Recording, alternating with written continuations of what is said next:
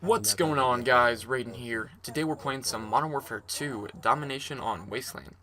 And real quick, I would just like to mention that this happens to be my last Modern Warfare 2 gameplay I have on my hard drive, but if you would like to see more, I definitely don't mind playing this game as long as I'm with a party, because this is the game that first started me raging.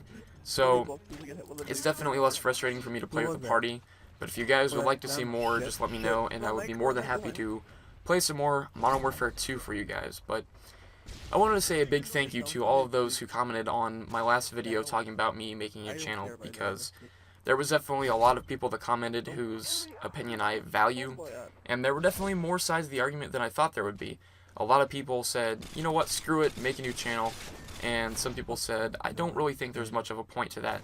So I'm definitely going to have a lot to think about until Modern Warfare 3 comes around, because the way I'm going to do it is, if people are not watching my videos right now, the way I see it is because it's, Black Ops has been out for quite a long time, and it's kind of getting boring to them.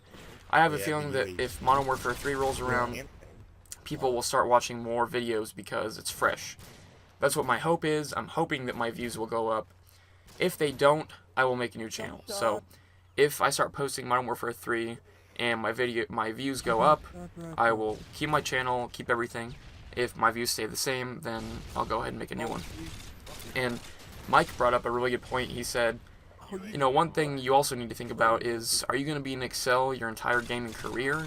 Because that's also, and I've thought about that before, I'm not always going to be Excel Raiden. I might just be Raiden. So that's definitely something I have to think about as well. But today I want to talk a little bit about my gaming background. Now, this kind of creates a little bit of nostalgia in that I'm going to be talking about old games, classics, all the fun that I had as a kid playing games. But a lot of you don't really know where I got started and where my gaming background comes from, so I thought I'd take a little bit of time to explain that and give you guys a little bit more of an idea of how I got started with video games. So, way back when I was in kindergarten or first grade, I lived in New Mexico, and one year for Christmas, my parents got me a Sega Genesis. Now you can imagine my excitement when I got this. I was super pumped. This is the first game system I ever had. My grandpa had a regular Nintendo that I would play when I went over to his house, but this was my very first game system that I owned myself. And, of course, you had to play Sonic. That was a classic for me. There was a ninja game, and I can never remember the name of it. It's like Shinobi or something. Maybe that's actually it. I don't know. But there was a ninja game that I played that was pretty hard, but then again, I was in first grade, so I probably wasn't playing it correctly. And then I had one of those cartridges that had a bunch of games on it. I don't really remember what those were, but I was super excited when I got my Sega Genesis, and this is really what got me started into the gaming thing. Now, when I was in the second grade, or before my second grade year, I moved here to Springfield, Missouri. And I think probably around third grade, maybe fourth grade, I got a PlayStation. Now, this got me started on things like Crash Bandicoot, Tony Hawk, the wrestling games, all the good stuff. Crash Bandicoot was a really big favorite of mine, but then again, so was Tony Hawk. But who didn't like Tony Hawk as a kid? So PlayStation 1 was what really got me started into, like, heavy gaming. And I don't want you guys to think, like, I was one of those little fat kids sitting there with Swiss rolls putting my chubby, grimy hands on a controller. I wasn't that, but video games was something that I definitely started to enjoy at that time. In fourth grade, I got my first Game Boy. I got a Game Boy Color with Pokemon Red, and that was definitely a lot of fun. I remember I had a birthday party at a putt-putt course. My parents, gave me the Game Boy then, and I went out to my parents' car, shut the door, and played Game Boy away from my friends. And my parents got mad at me and made me shut it off because I wasn't with my friends. But why would you run in the middle? My parents were pretty strict as far as what kind of games I could play. It wasn't until I was 15 that I got my first rated M game. Mainly because I was raised in more of a Christian household, and anything that was rated M was kind of frowned upon by my parents. So, until that point in time where, I turned 15, I was always playing rated teen games or below. And in 6th grade, I got my PS2. Now, it was funny because during this week where I got my PS2, I actually had walking pneumonia. It was the entire week of school, and my mom had told me that we could go get a PlayStation 2 this week anyway, and she still asked me, she was like, do you still want to go get your PS2? I mean, you're really, really sick. And it was. I mean, I was probably to the point where I was very close to having to go to the hospital. I mean, I was running like 103 fever. I said, hell yeah, I want to go. Granted, I didn't say that, but that's what I thought. I mean, getting a PS2, I was looking forward to that forever. The first two games I got with my PS2 were the original Ratchet and Clank and NCAA Football 2004. I don't know. It was NCAA Football. And Ratchet and Clank is probably one of my all-time favorite series. That game was so much fun. And I got home, started playing. It was awesome. And these were the big PS2s, you know, not the slim ones. The very original PS2s, which didn't really have many bugs, but it was still kind of iffy sometimes, for some people anyway. My PS2 always was awesome and never really had any problems. And then, my sophomore year of high school, I got a PS3. Now, PS3 was something that I definitely looked forward to, and a lot of people thought that I had skipped to wait in line from midnight to get the PS3.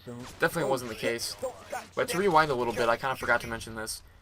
PS2, I forgot my first rated M game, and it was 24, the game for PS2. And I know I mentioned that before in previous commentaries, but the reason why my mom allowed me to get this is because 24 was my favorite show, and 24, the game, happened to be rated M, but she let me get it anyway. So that was kind of the beginning of me getting rated M games and kind of evolving my gaming career into playing games that were a little bit more violent than rated teen games. And my online playing didn't really start until I got my PS3. And even when I got my PS3, I never played online with it. Main reason being is because I had dial-up at my house, and with dial-up, you cannot play online, it's not fast enough. And so I never played online. I just kind of played, you know, single player on Call of Duty. And every now and then I play split screen with a friend, but that was kind of it. Split screen kind of sucked because you couldn't really choose a class. But I would always go over to my friend's house after school, and I would always play Halo 2 online. And that's really what got me started playing online, was Halo. And obviously he had an Xbox because Halo wasn't for PS3. But I would always play Halo 2 online. And I'm not going to lie, I got pretty good at Halo 2. I was definitely one of those people that was very, very solid. And you might, I can't talk, sorry. You might be asking what kind of makes a player good in Halo 2. You have to have a really good BR, is the abbreviation for it, or bad rifle. Most people that are good at Halo 2 can snipe. I always liked doing the button glitches, BXRs, double shots, BXBs. If you don't know what those are, I'm not going to go into detail about it, but for those of you that know what I'm talking about, you know that that's somewhat advanced. And that's really what got me started into online gaming, and I started bringing my PS3 over to my friend's house, and I started playing Call of Duty 4 online. Now, I played World at War at first, didn't like that, and I switched to Call of Duty 4, so you could technically say World at War is my first ever online game, but Call of Duty 4 is really where I got started. And eventually, I talked my mom into getting internet, like broadband or cable at her house, and that's what kind of shot me off into Call of Duty. Call of Duty 4, I met a lot of people I know now, which led me to meet more people, led me to get into Excel, and ever since then, this is where I'm at. I started making commentaries during Modern Warfare 2.